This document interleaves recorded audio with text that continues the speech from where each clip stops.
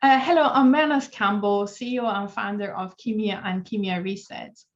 I'm really passionate about helping pharma sales teams to feel confident about using technology to improve healthcare professional engagement. Is a human element of digital transformation. Enabling people to use technology is what I'm really curious about. And to explore this topic, I've been inviting inspiring pharma leaders to come here to talk to me so I can learn from them and share their perspective.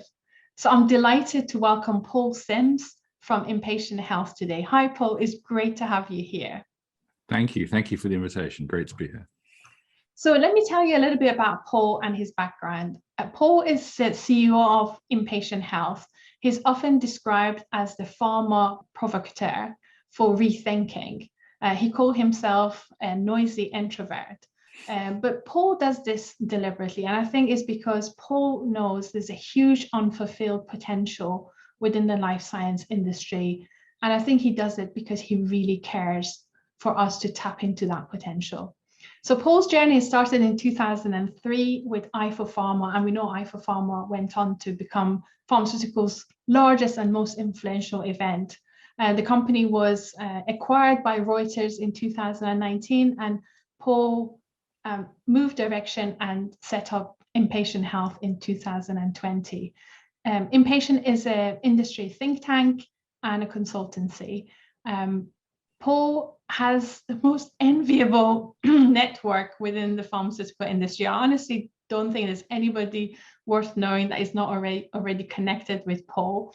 So I know I can go on, and there's so many other interesting things I know about Paul, but I just thought I'll keep this chat focused on digital transformation, Paul. So I'm so happy that you're here with me. And I just wanted to ask you, maybe, you work for IFO Pharma for 17 years. What I'm really curious to know is what inspired you to found Impatient Health, and what's your mission in this company? So yes, I ran these large events and they became influential, which is wonderful.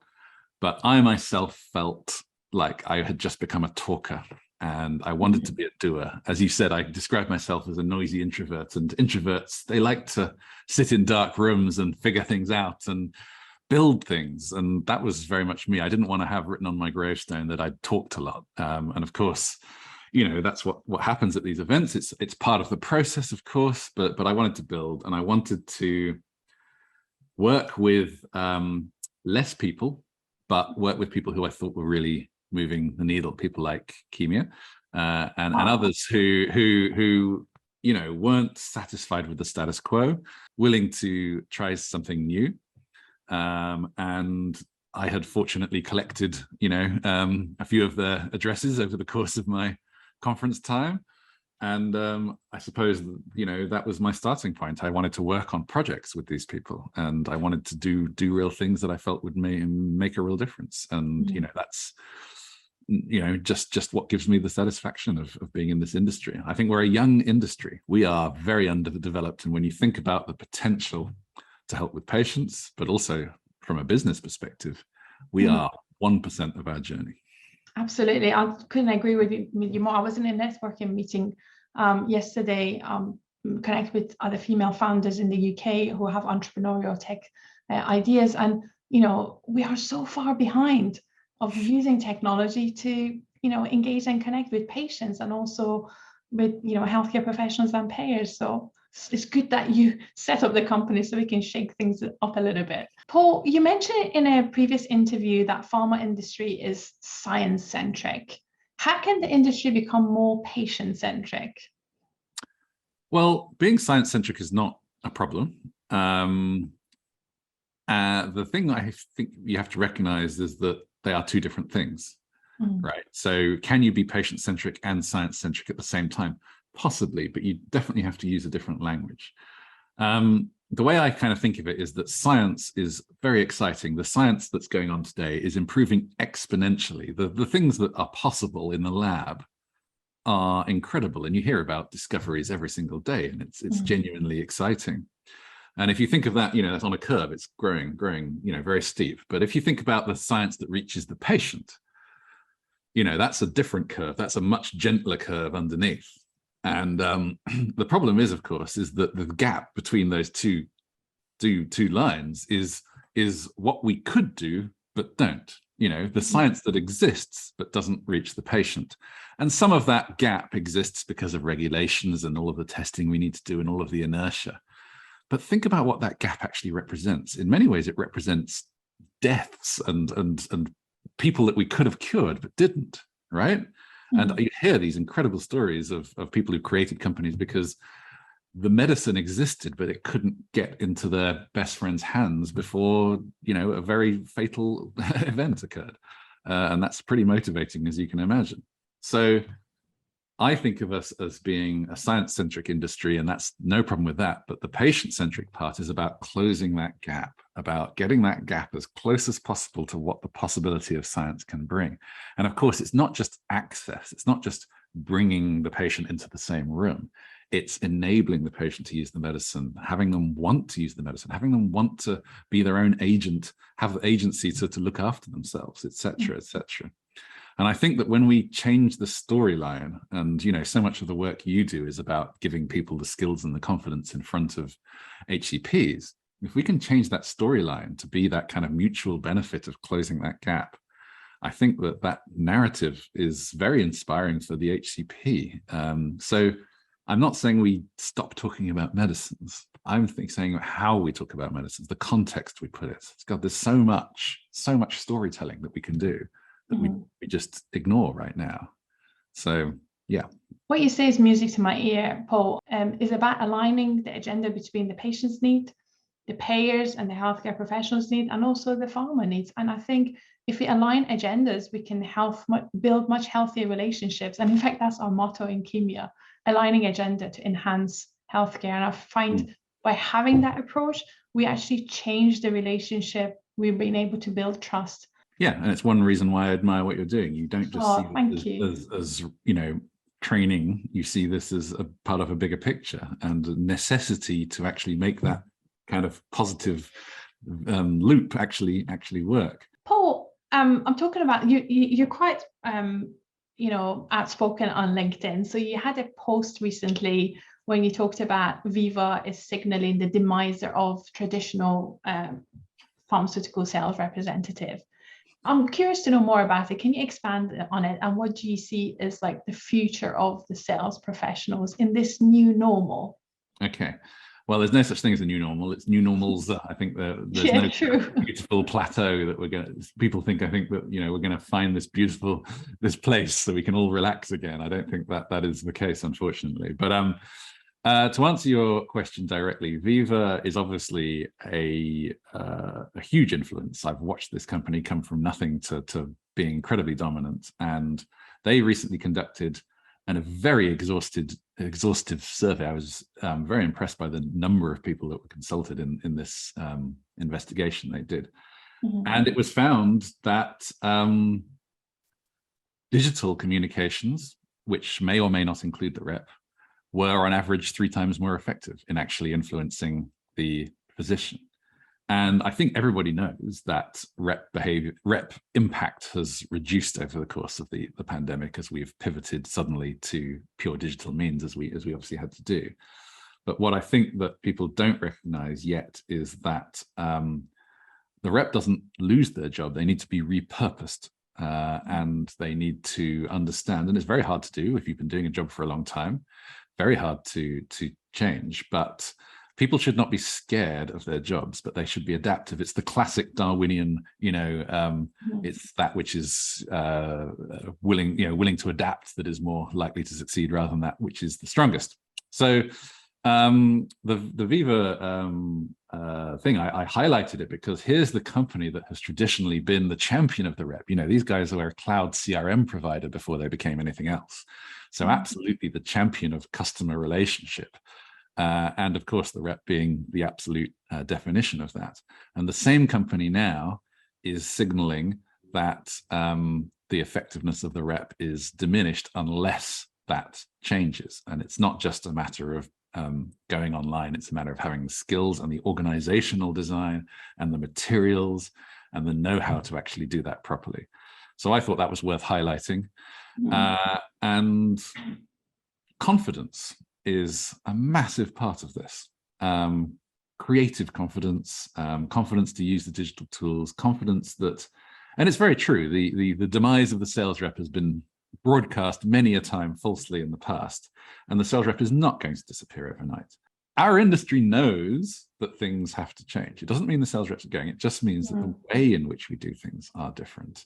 So if we want to succeed as companies, we need sales reps. There is no question to that whatsoever. But what the person does, whether they listen as well as sell, and what type of selling they do, I think is the thing that we need to look at. Paul, I couldn't agree with you more. I think technology is good. Technology can speed up the process of, analyzing data in a logical way, but technology doesn't have common sense. Sales professionals would always be needed, but they need to upskill themselves to be able to use these different tools and machines to draw meaning out of it. And Paul, what would you say to those people who are sticking their head in the sand and waiting for HCP engagement to go back to pre-COVID ways? Yeah, those who are dreaming of returning to normal, I'm so sorry, but that dream, I think, will become a nightmare. I think the Viva report shows that traditional methods are less effective, and that may not be common knowledge at this point, but I think it's going to be borne out in the facts and figures before long. And I think that I often describe us as being in the era of the non-expert right now. Basically the era where it's not about being the best, it's about exposing yourself to the market more and being willing to adjust accordingly. It's the same concept as agility. Being willing to expose your idea to the market and have the market decide rather than you in your illustrious experience be the decision maker. And recently I've criticized leaders as being a bit like Julius Caesar still, holding the thumb as to whether they should approve or disapprove any particular initiative. So we have to be willing, who are the people in the organization? If there was a burning building around the corner that would actually rush towards that burning building, okay, those people may not be the leaders in the organization. It's a very small group of crazy people who are willing to sacrifice their own personal safety for others. Those are the people that are willing to go against the grain. And usually, in the past, we've derided them, we've dismissed them. And it's really hard to take new ideas and weird people seriously, right? Yeah. But now is the time. This is the era where the weirdos should be elevated or at least listened to. It's actually a good segue to my next question. So what new skills do you think the sales professionals need to adapt to survive? And what are the things they should unlearn to be able to That's perfectly up for that question. I think that there has to be a basic level of curiosity now. So it's kind of the opposite of arrogance, very similar to what I just said. It's the age of non-experience. So climb down from that ivory tower, climb down from that know-it-all position, which is hard. Salespeople succeed when they're confident, right? When they know what they're doing.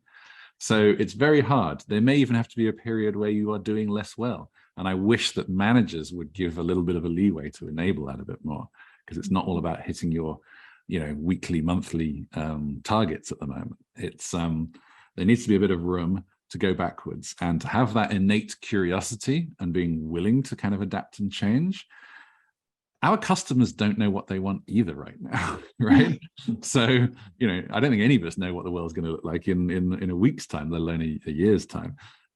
So, being willing to sort of see what works, try stuff, experiment a little. Experimentation is not a word we're very comfortable with outside of the R&D department. We see it as dangerous almost, even though we're supposed to be scientific companies, like I said, based on experiments. So yeah, I think the first thing I would say is be willing to go backwards a step and have that curiosity. The second step, of course, the second thing, of course, is exactly what you guys specialize in at Chemia, which is recognize that communication has changed. Recognize that our customers' communication has changed. I advocate treating, being less sort of praiseworthy of the KOL. The KOL has dominated for medical affairs, certainly, a lot of our attention. But the KOL is no longer necessarily the strongest influencer in our customer. It might be, the person most digitally connected that is the most influential now. As the medical meetings all disappeared, particularly, and they all became online, it was the person that was sort of distributing the news, putting their opinion on it, socializing it, creating communities around it that became the most powerful. They're not necessarily the most learned or the most prestigious or the person with the most letters after their name. Mm-hmm. So this kind of customer requires a different kind of treatment. They want things fast. They want things dirty. They want things quick. They want to communicate things in a social media sense. So our customers have changed a lot, and we have to be able to change with them. And so I think that learning how to communicate both in a kind of face-to-face environment, but also, the channels and all of the stuff that you just said about being in the right moment at the right time. Mm-hmm. The thing is that the right time is kind of changing as well. What is that definition of time is changing as well. Yeah. So you'll never know the answers unless you have that curiosity, and you'll also just have to learn and expose yourself, never stop learning, of course, expose yourself to the markets and to training of various different descriptions to get yourself set for the future. And then, of course, internally, you'll be seen as the future of the organization and not as the past. And that's fantastic. And Paul, what we find in practice, when we actually, some of the projects, we've doubled the sales in a matter of 12 to 18 months, or we've reached market share of 80% in a matter of 18 months, we find it's not about lots of contact. It's not about huge coverage and frequency. It's talking to the right people and be very deliberate with the communication. It's not about chucking everything at them and see what sticks. It's about just really careful communication in a very personalized way when they need it. That's really drive projects. So cutting down the noise and just being really deliberate, it actually gives a higher return on investment. So that's interesting, because none of us may have guessed that 2 years ago. We may not have guessed that, but you have found that through real exposure. We get market access and we grow brands exponentially. And I honestly can say in any account that we work, it's probably communicate with only 2 or 3 people. But those 2 or 3 people are the people who are the influence policy or responsible for pay. And they are motivated to do something about the proposition that we have to offer.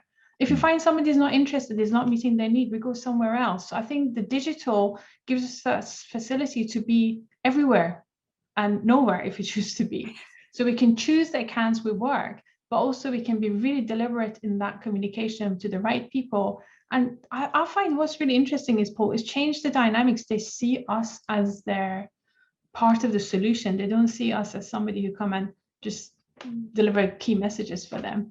I know about the shared care protocols. I know about the guidelines. I know about the formulae probably just as much as they know about it, and how changing that could have an impact on the healthcare economy. They're trying to, I know the deficit. I know how much deficit they've got in their budget because I'm making my business to know, because that knowledge is insight that allows us to motivate people to move in a direction that can actually deliver patients more services, more care with a defined budget that they have. So yeah, I can talk about that for hours, but let's talk about the Caesars, the Julius Caesars that you mentioned, and the leaders, because for the sales professionals to be able to have that autonomy and have that comfort to maybe get out of their comfort zone, the culture of the organization and the leader's expectation really matters.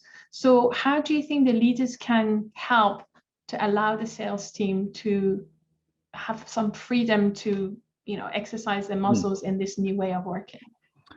That's a very good question, because what I'm going to say is probably going to be a little bit controversial. I advocate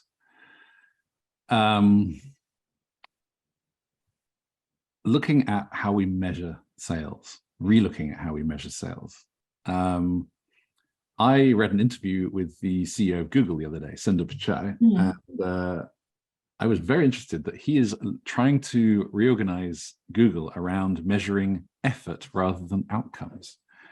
outcomes is a holy word in our industry, of course, and it's obviously we're looking for patient outcomes, but what he was talking about, of course, was sort of internal outcomes. And the fact is that as an organization matures, and Google is becoming a more mature organization these days, they inevitably become very rigid and very risk averse. And by rewarding effort, you kind of enable that experimentation still to continue. So you've got to be really careful if you're laser focused on just outcomes and performance all the time, which I know is almost the antithesis of sales in itself. Imagine a salesperson getting to the end of the year and say, well, I didn't sell anything, but I've learned lots of stuff. They probably wouldn't stay in their job for very long. So it's a really interesting situation, because I really think that if we change the metric to more of a learning metric, as opposed to just a performing metric, and we treat that as a significant part of what we do, then I think that we'll see that change. And that's going to hurt, because immediately you're going to worry about your bottom line or your top line.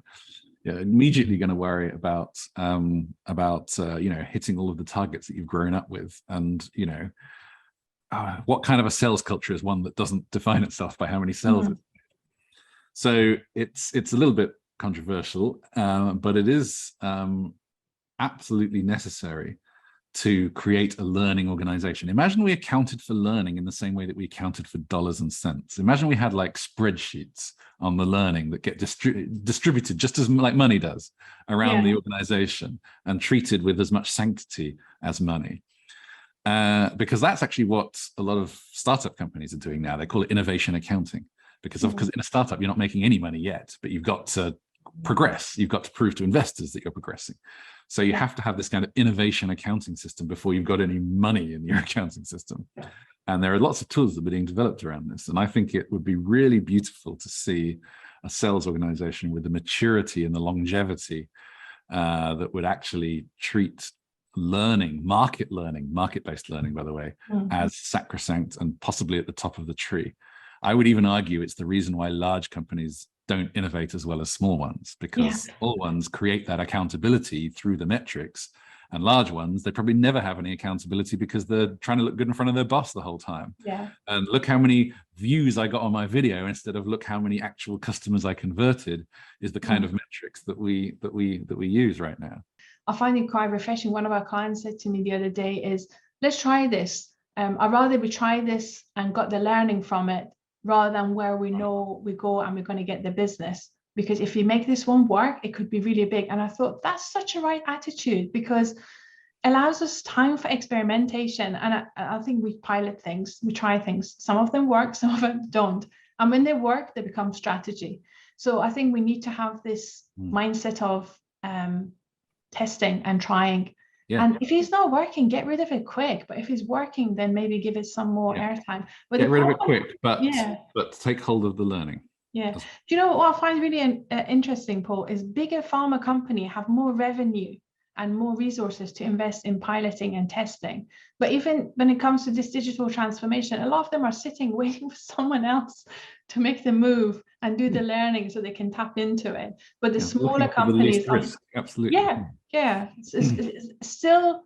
Still, I think things are evolving so fast. It's like trying to jump on a moving train. You can't sit back and pontificate too long. You need to act quickly and try and test things. But I think we need to change the culture in the senior leadership. You're echoing kind of what I said. It's the age of non-experience. It's the age of being willing to try, because the truth is that none of us know what's going to work in this uncertain world. If any of us are parents, then we'll know that when you look at your children, you see they love that song, or they love that app, or they love that game. You look at it and you think, how could anybody like that? What is that noise? You don't understand it. It's a different language from the one we're used to. And, we've got to recognize as older people now that we just don't know. We'll never know.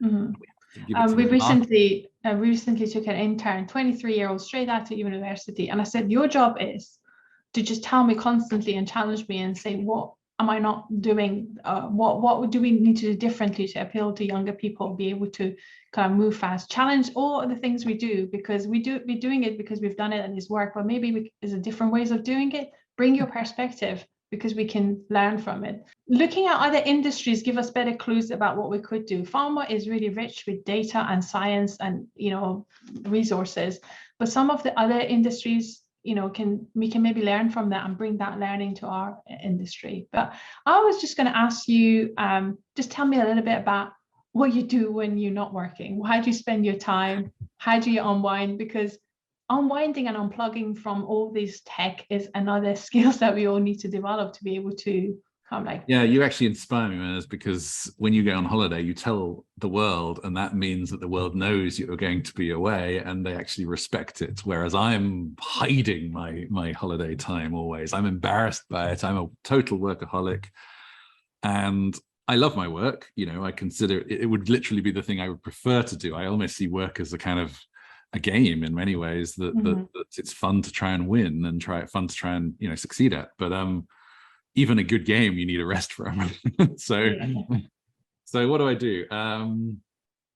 I have a huge passion. I'm a very strange kid. I've been interested in sort of architecture and interior design since I was very young. So I love kind of property development, and I actually get on my hands and knees sometimes and do the work myself. So that's sort of a weird, very expensive hobby. Obviously, I steal other people's money to do it most of the time.